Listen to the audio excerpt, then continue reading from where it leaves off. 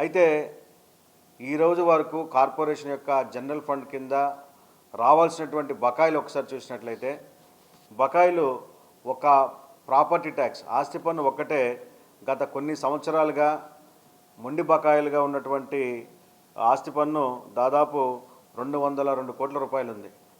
అంటే ఆస్తి పన్ను కట్టనటువంటి వారు కొన్ని సంవత్సరాలుగా ఆస్తి పన్ను కట్టకపోవడం వల్ల వాటికి పెనాల్టీలు అసలు కలిపి 202 కోట్ల రూపాయల ఆస్తి పన్ను బకాయి ఉంది.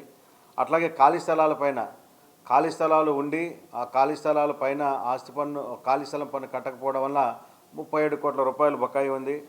అట్లాగే దురదృష్టవశాత్తు ఆంధ్ర రాష్ట్రంలో ఏ కార్పొరేషన్లో లేని విధంగా నెల్లూరు కార్పొరేషన్లో వాటర్ ట్యాక్స్ కట్టేటువంటి సంప్రదాయం లేకుండా పోయింది. కారణాలు ఏమైనా కావచ్చు.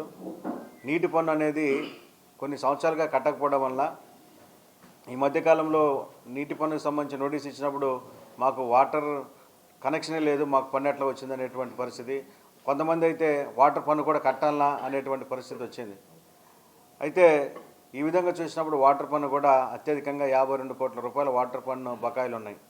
అట్లాగే ట్రేడ్ లైసెన్స్ ఫీజు సంబంధించి ముఖ్యంగా పొగతోట లాంటి కమర్షియల్ ఏరియాస్లో రోజుకి వేల నుంచి లక్షల రూపాయలు సంపాదించేటువంటి డాక్టర్లు, అదేవిధంగా కమర్షియల్ ఎస్టాబ్లిష్మెంట్స్ ఉన్న ప్రాంతాల్లో కూడా వారు కట్టకపోవడం వల్ల సుమారు 15 కోట్ల రూపాయలు ట్రేడ్ లైసెన్సులు బకాయిలు ఉన్నాయి. అయితే మొత్తంగా చూసినట్లయితే 300 కోట్ల పైగా నెల్లూరు కార్పొరేషన్కి బకాయి ఉంది.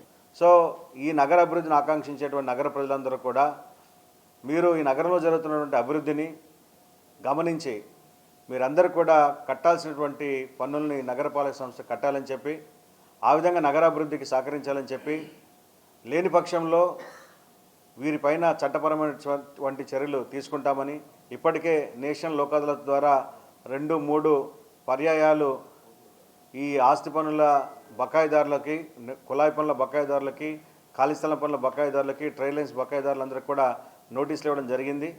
వారికి తదుపరి చర్యగా కోర్టు ద్వారా వారికి నోటీసులు పంపించి వారి మీద కేసులు కూడా బుక్ చేయడానికి తదుపరి చర్యలు తీసుకుంటున్నాం. అయితే అదేవిధంగా జిల్లా జడ్జి గారి యొక్క సహకారంతో, వారి యొక్క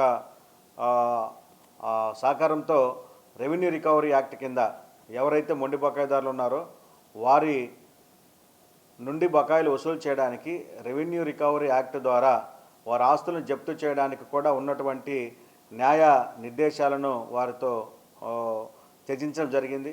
ఖచ్చితంగా మొండి బకాయిదారుల పైన రెవెన్యూ రికవరీ యాక్ట్ను కూడా త్వరలో అమలు చేయబోతున్నామని చెప్పి కూడా ఈ సందర్భంగా తెలియజేస్తున్నాను.